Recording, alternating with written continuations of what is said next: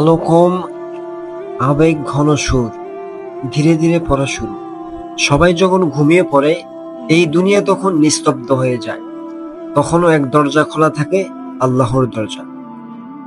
সেই দরজায় দাঁড়িয়ে তুমি চুপি চুপি বলো, ইয়া আল্লাহ, আমি আর পারছি না। আর আল্লাহ বলেন, আমি আছি তোমার জন্য, হে আমার বান্দা।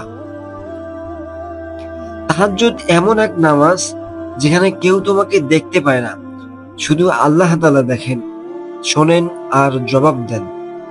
তুমি হয়তো দিনের বেলা মানুষকে হাসিয়ে রাখো, কিন্তু গভীর রাতে তোমার কান্না কেবল একজনই দেখেন, একজনই বোঝেন। তিনি হচ্ছেন আল্লাহ তাআলা, যিনি জানেন তোমার হৃদয়ের সবকিছু। তাহাজ্জুদের সেজদা এটা শুধু নামাজ নয়, এটা তোমার মুক্তি, তোমার ভাঙ্গা মন গুছিয়ে নেওয়ার সময়। তুমি যদি আজ গভীর রাতে উঠে আল্লাহর দরজায় কাঁদো, তাহলে মনে রেখো, এই চোখের পানি কখনো বৃথা যাবে না। আল্লাহ শুনছেন, সব সময় শোনেন।